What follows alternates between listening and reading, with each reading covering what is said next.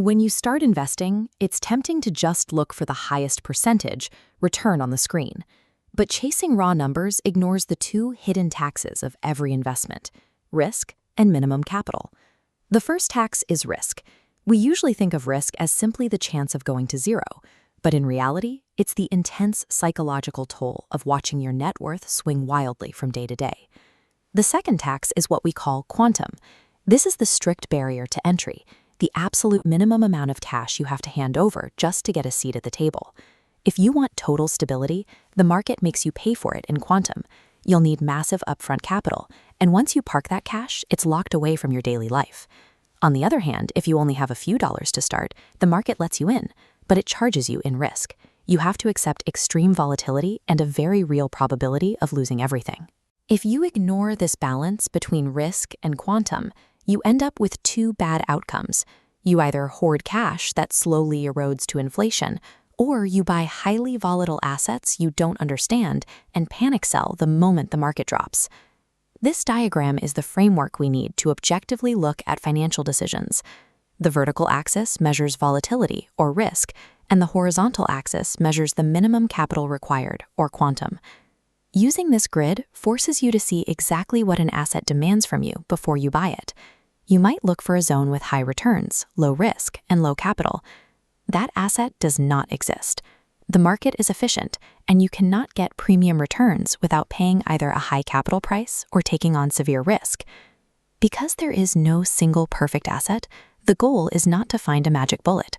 The real objective is to dynamically adjust a mix of these assets over time. The specific balance that works for you is dictated entirely by your age and how much time you have before you actually need the money.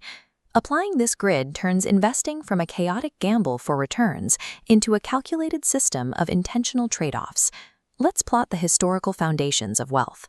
Down here in the high capital, low risk corner, we have fixed deposits and real estate. These assets demand a heavy input. You can't put $50 into a house. They require a substantial lump sum up front just to participate. In exchange for all that capital, the outcome is stability. They provide guaranteed protection and virtually zero daily price swings. But the specific trade-off for fixed deposits is low yield. Once you account for taxes, the returns are often so low they fail to outpace basic inflation. For real estate, the trade-off is liquidity.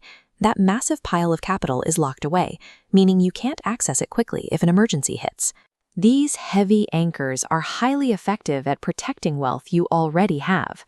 But their massive entry cost makes them a terrible starting point if you are trying to grow wealth from zero.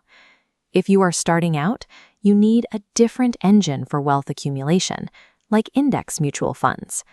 Looking back at our chart, index mutual funds sit right here in the low capital, medium risk zone. The input required is highly manageable.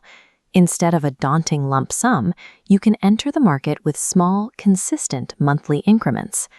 The outcome is reliable, long-term compounding growth. By tracking the broader market, these funds have historically captured averages of 12 to 15%. The trade-off here is entirely psychological.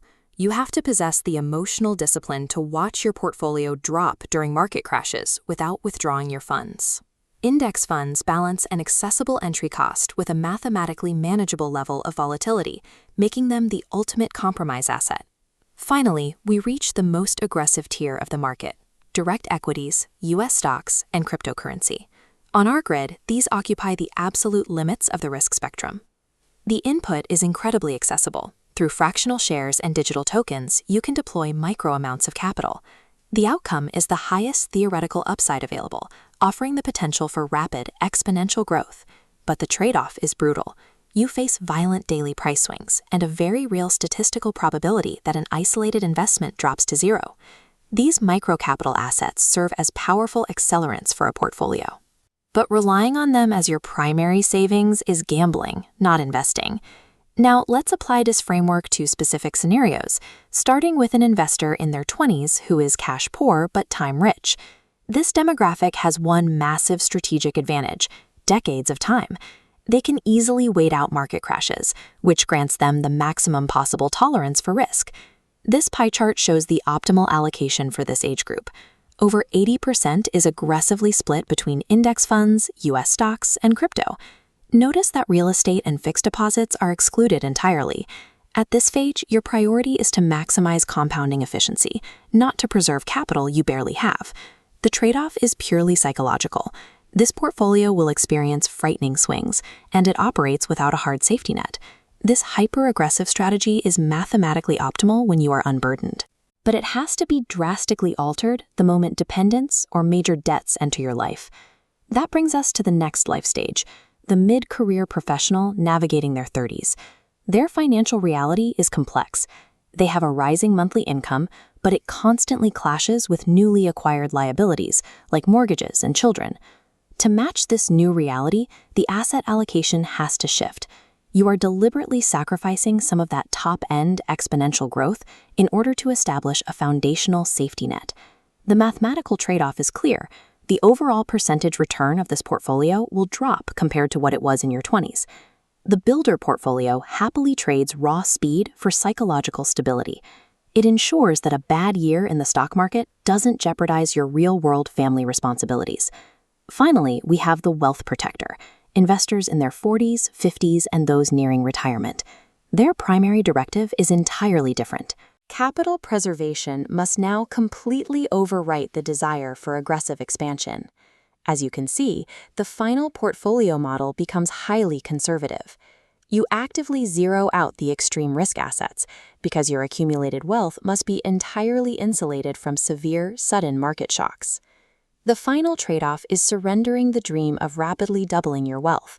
You give that up to guarantee that your capital physically exists when you need to retire. The lesson here is that investing is never a static formula. It is a lifelong, dynamic act of rebalancing your risk and your capital as the stakes of your life evolve.